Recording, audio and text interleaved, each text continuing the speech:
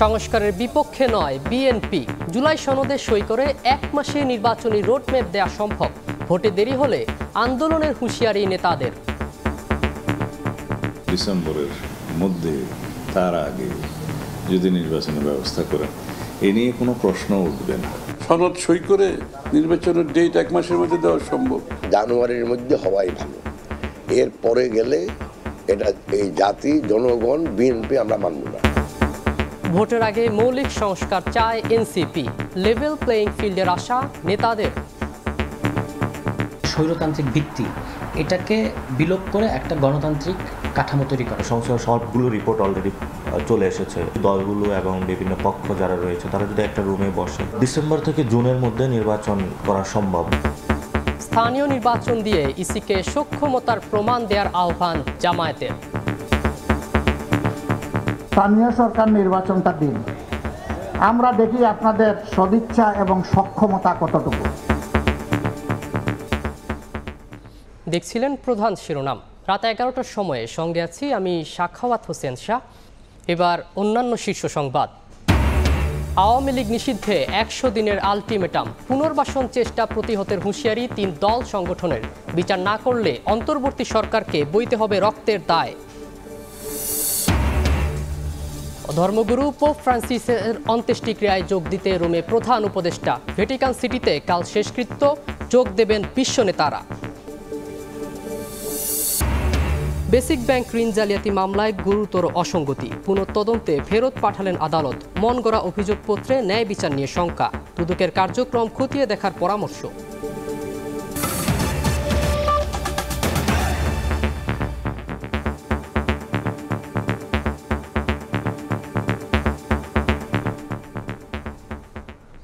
রাত 11টার সময় সঙ্গে আছি আমি সাখাওয়াত হোসেন শাহ।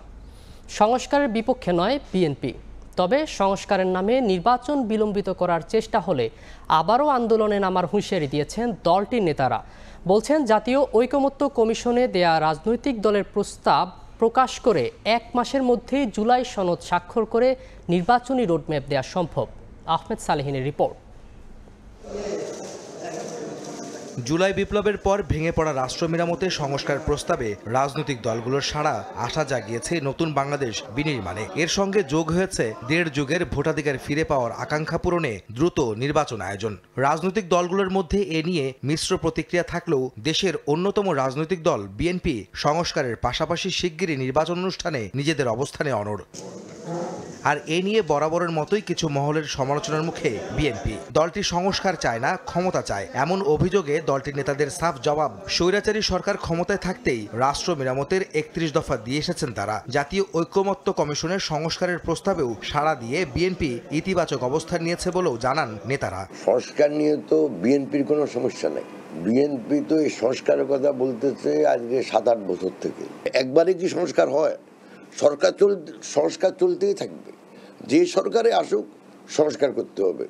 যেগুলি হাতে আছে এগুলি আবার নতুন নতুন সংস্কার। 7 বছর আগে থেকে বিএনপি সংস্কার, ভিশন 2030, তারপরে 27 দফা বিএনপির সংস্কার, তারপরে যুগপৎ সবাইকে নিয়ে 31 দফা। শেখ হাসিনা পালিয়ে যাওয়ার 2 বছর আগে, তখন সংস্কার বলে কোনো শব্দ এদের মুখে শুনি নেই। গণতন্ত্রকে ফিরিয়ে আনা, বাঁচিয়ে রাখা এবং গণতান্ত্রিক শাসন ব্যবস্থাকে সুদৃঢ় করার জন্য সমস্ত উদ্যোগ আমি মনে করি বিএনপির নেতৃত্বে হয়েছে। ঐকমত্য কমিশনের কাছে দেয়া সব রাজনৈতিক দলের সংস্কার প্রস্তাব প্রকাশ করে 1 মাসের মধ্যে জুলাই সনদে স্বাক্ষরের মাধ্যমে আগামীর নির্বাচনী রোডম্যাপ দেওয়া সম্ভব এমন দাবি করে বিএনপি নেতারা বলছেন, নির্বাচন বিলম্বিত করার ভিন্ন কোনো উদ্দেশ্য থাকলে অতীতের মতো আবারও আন্দোলনে নামবেন তারা। যেখানে ঐকমত হয়েছে ওই সংস্কারগুলো 1 মাসের মধ্যে সমাধান করা সম্ভব। সনদ সই করে নির্বাচনের ডেট 1 মাসের মধ্যে দেওয়া সম্ভব। অবাধ, সুষ্ঠু, গ্রহণযোগ্য নির্বাচন এবং এটা জানুয়ারির মধ্যে হওয়াই ভালো।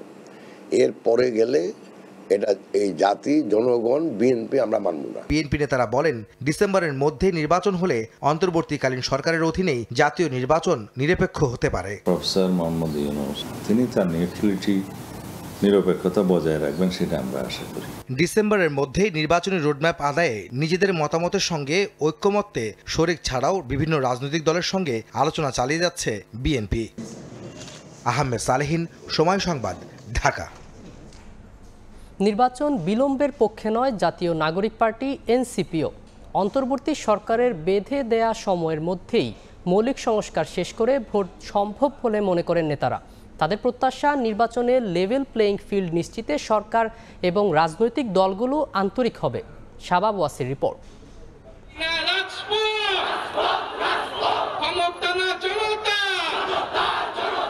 গণঅভ্যুত্থানে হাসিনা সরকারের পতনের 6.5 মাস পর নতুন রাজনৈতিক বন্দোবস্তের উদ্দেশ্যে 28 ফেব্রুয়ারি আত্মপ্রকাশে আসে গণঅভ্যুত্থানে নেতৃত্বে থাকা তরুণদের দল জাতীয় নাগরিক পার্টি।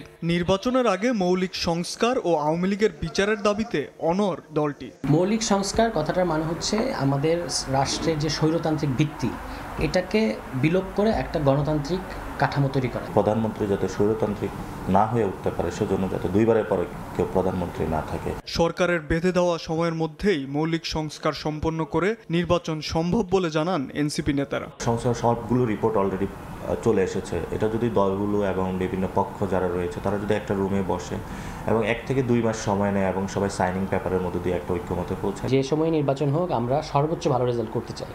এবং পৃথিবীতে বিশেষত রিসেন্ট ইতিহাসে এরকম অনেকগুলো ঘটনা আছে, নতুন দল এসে এরকম একটা চমক সৃষ্টি করেছে।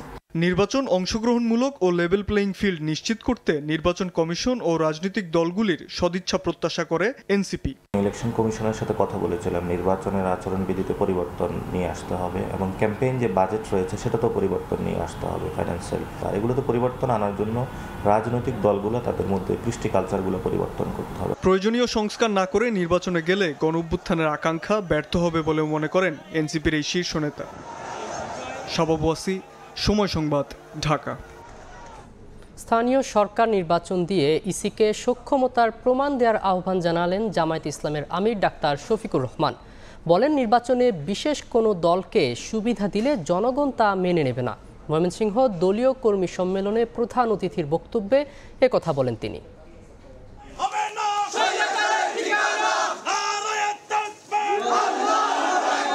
স্লোগানে মুখর ময়মনসিংহ নগরী। দীর্ঘদিন পর জামায়াতে ইসলামের কর্মী সম্মেলন ঘিরে এমন আয়োজন। নেতাকর্মীদের অংশগ্রহণে কানায় কানায় পূর্ণ হয় সার্কিট হাউস মাঠ।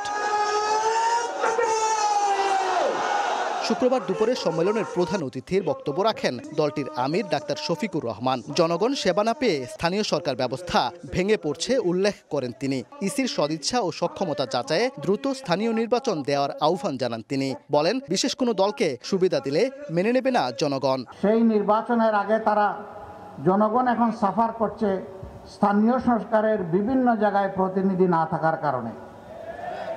স্থানীয় সরকার নির্বাচনটা দিন, আমরা দেখি আপনাদের সদিচ্ছা এবং সক্ষমতা কতটুকু। আবারও আনুপাতিক হারে নির্বাচনের দাবি জানিয়ে জামায়াতের আমির বলেন, জাতীয় সংসদের উচ্চকক্ষ ও নিম্নকক্ষের যে দাবি উঠেছে উভয় ক্ষেত্রেই এমন ব্যবস্থা চালু করা উচিত। মূল কর্তৃত্ব থাকবে নিম্নকক্ষের হাতে, সেইটা হবে বর্তমান পদ্ধতিতে। আর উচ্চকক্ষের প্রস্তাবনা করা হয়েছে পিআর সিস্টেমে। উচ্চকক্ষ যদি পিআর সিস্টেমে প্রয়োজন হয় তাহলে নিম্নকক্ষ নয় কেন? নারী সংস্কার কমিশনের সুপারিশে কিছু জায়গায় কুরআন ও সুন্নাহর খেলাপ করা হয়েছে দাবি করে তা বাতিলের আহ্বান জানান জামায়াতের আমির। কোনো বিশেষ দল গোষ্ঠীকে সুবিধা দেওয়ার কোনো ধরনের সুপারিশ আমরা মানব না। ওবায়দুল হক, সময় সংবাদ, ময়মনসিংহ। 100 দিনের আলটিমেটাম দিয়ে গণহত্যার দৃশ্যমান বিচার ও আওয়ামী লীগ নিষিদ্ধ সহ 4 দফা দাবি জানিয়েছে ইনকিলাব মঞ্চ। বিকেলে শাহবাগে অনুষ্ঠিত সমাবেশে উপস্থিত হয়ে এনসিপি নেতা সার্জিস আলম বলেন, বিচার না করলে শহীদের রক্তের দায় বয়ে বেড়াতে হবে অন্তর্বর্তী সরকারকে। এদিন একই দাবিতে বিক্ষোভ সমাবেশ ও মিছিল করেছে এনসিপি ও গণ অধিকার পরিষদও। আওয়ামী লীগকে চিরস্থায়ীভাবে বাংলা মাটি থেকে উঠিয়ে দিতে হবে। 8 মাস অতিবাহিত হওয়ার পরে যে আওয়ামী লীগকে নিষিদ্ধ না করা, আওয়ামী লীগের বিচার না করা, এটি শহীদের রক্তের সাথে বেইমানি। আমার ছেলের লাশটা আমি যখন পেয়েছি, ওর পায়ে মাংস ছিল না। আমাদের সন্তান জন্ম দিতে কি কোনো কষ্ট হয় নাই? আমার স্বামীর না লাশ আছে, না তাকে আমি কোনো কিছু ট্রেস পেয়েছি। শহীদদের রক্তের উপর দাঁড়িয়ে আছে অন্তর্বর্তী সরকার। বিচার না হলে এ দায় বয়ে বেড়াতে হবে বলে মন্তব্য করেছেন এনসিপি নেতা সার্জিস আলম। আর ইনকিলাব মঞ্চের মুখপাত্র দিলেন 100 দিনের আলটিমেটাম।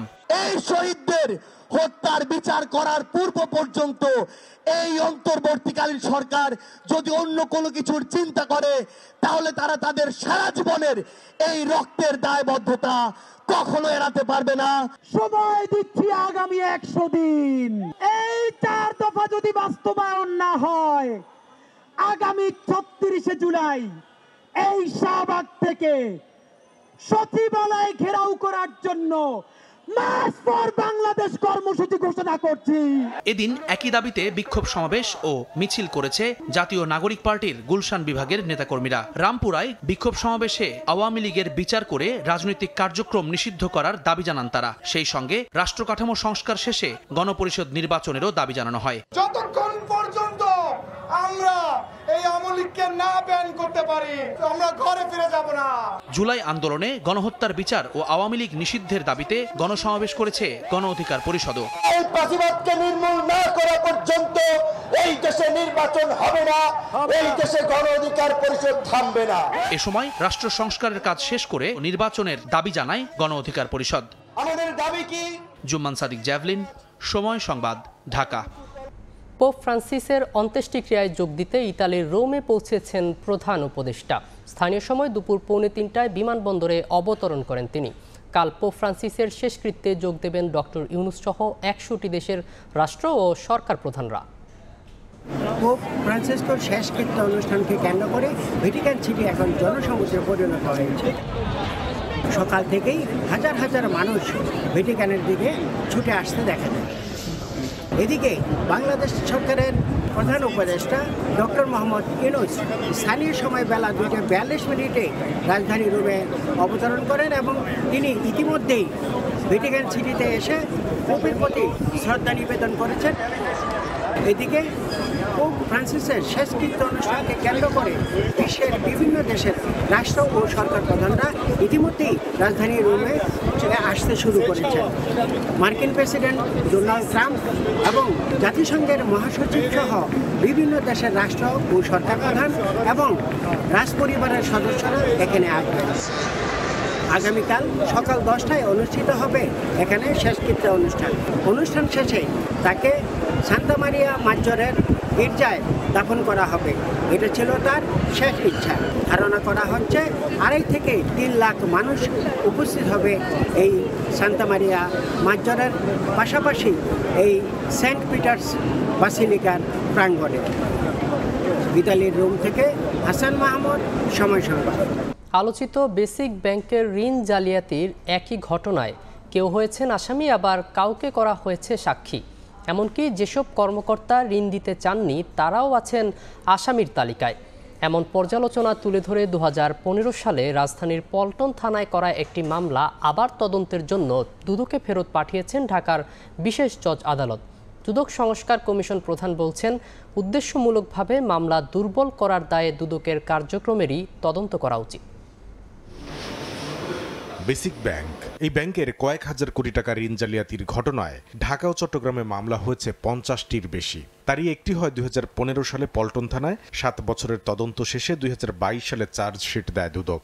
এরপর আনুষঙ্গিক নথি পর্যালোচনা করে গেল 3 ফেব্রুয়ারি আরও তদন্তের জন্য তা ফের দুদকে পাঠিয়ে দেন ঢাকার বিশেষ জজ আদালত 1, যেখানে অসঙ্গতি হিসেবে তুলে ধরা হয়েছে বোর্ড সভায় সর্বসম্মতিক্রমে ঋণ প্রস্তাব অনুমোদন করা হলেও চার্জশিটে শুধু চেয়ারম্যান ও ব্যবস্থাপনা পরিচালক সহ 2-3 জনকে আসামি করা হয়েছে।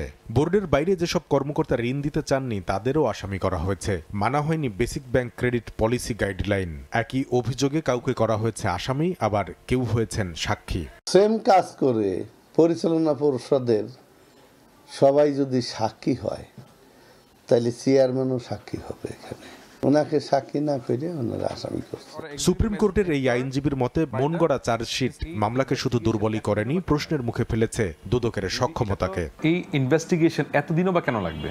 একটা অর্থ যদি দুর্নীতির মাধ্যমে আত্মসাৎ হয়ে থাকে, সেই অর্থকে ট্র্যাক করা, ট্রেস করা, কারা কারা এখানে ইনভলভ ছিল, সব তো ডকুমেন্টেশনের। দুদক সংস্কার কমিশন প্রধান বলছেন, বেসিক ব্যাংকের মামলাগুলো যে ইচ্ছাকৃতভাবে দুর্বল করা হয়েছে এটা তারই প্রমাণ। বেসিক ব্যাংকের ঘটনাটাকে নিয়ে শুরু থেকে যা ঘটেছে তৎকালীন দুদকের হাতে, উচিত হচ্ছে যে তৎকালীন দুদকের নেতৃত্বে যারা ছিল তাদেরকে জবাব দিতে হয়। তা না, আগামী 4 জুন নতুন তদন্ত রিপোর্ট জমা দিতে বলেছেন আদালত। কামরুল হাসান সবুজ, সময় সংবাদ, ঢাকা। সপ্তাহ ব্যবধানে রাজধানীর বাজারে 3 থেকে 4 টাকা বেড়েছে খোলা সয়াবিন ও সুপার পাম অয়েলের দাম। আর কেজিতে 10 টাকা বেড়েছে আমদানি করা রসুনের। আগের চেয়ে চড়া দামে বিক্রি হচ্ছে পেঁয়াজ। স্বস্তি নেই শাকসবজির বাজারেও। রাজধানীর নিত্যপণ্যের বাজারে স্বাভাবিক হয়েছে ভোজ্য তেলের সরবরাহ। সরকার নির্ধারিত দামে বিক্রি হচ্ছে বোতলজাত সয়াবিন তেল ও ক্যানোলা। তবে হঠাৎ করে খোলা সয়াবিন ও সুপার পাম অয়েলের দাম বেড়েছে লিটারে 3 থেকে 4 টাকা। দর ওঠানামার বাজারে বিক্রেতারা একে স্বাভাবিক দেখলেও বিপরীত প্রতিক্রিয়া ক্রেতার। বিশেষ করে সুপার বা সয়াবিন জাতীয় যে তেলগুলো এগুলো প্রতি লিটার প্রতি আপনার 2 থেকে 3 টাকা করে বৃদ্ধি পেয়েছে। খোলা তেলটা হয় কি অনেক ক্ষেত্রে 2 টাকা 3 টাকা বাজার থেকে কাস্টমার থেকে কিনে তার ডিফারেন্স থাকে রেট, কারণ বাজার 5 টাকা কম, মহল্লা আরো 5 টাকা বেশি। গিরগিটি আছে না, ওই গিরগিটিতে দিনের মধ্যে একবার রং চেঞ্জ করে, আর আমরা দিনের মধ্যে 12 বার রং চেঞ্জ করি। এদিকে রমজানের স্বস্তি থাকলেও আবারও চড়তে শুরু করেছে সবজির বাজার। পটল ও ঢেঁড়স ছাড়া বেশিরভাগ সবজি কিনতে গুনতে হচ্ছে 60 থেকে 100 টাকা পর্যন্ত। আমদানি করা রসুনের দাম বেড়েছে কেজিতে 8 থেকে 10 টাকা। তবে উচ্চমূল্যের বাজারে স্থির পেঁয়াজের দাম। গ্রামের বাড়িতে একটা লাউ 15 থেকে সর্বোচ্চ 15 টাকা বিক্রি হয়, পেঁপে সর্বোচ্চ 10 থেকে 15 টাকা বিক্রি হয়। সেটা এখন ঢাকাতে এসে আমাদের কিনতে হচ্ছে পেঁপে 60 টাকা, একটা লাউ 70 থেকে 80 টাকা। বর্তমানে একটা লাউ 60 থেকে 70 টাকা পিস, পেঁপে 60 থেকে 70 টাকা কেজি, 50 বা 50-এর ভিতরে 2টা আইটেম আছে। আড়তে যাবেন, এখানে যে দামটা হয় এখানে তার কাঁচা বাজার পার কেজিতে 30-40 টাকা বেশি। এত ডিস্টেন্স কেন? মন্দের ভালো এক ব্রয়লার মুরগি সপ্তাহ ব্যবধানে 5 টাকা কমে রাজধানীর কারওয়ান বাজারে বিক্রি হচ্ছে 160 থেকে 165 টাকা কেজিতে।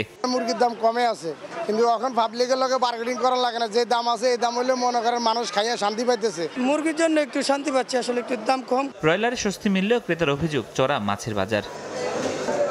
ফরহাদুর রহমান, সময় সংবাদ, ঢাকা। এতক্ষণ দেখছিলেন দেশ বিদেশের খবর।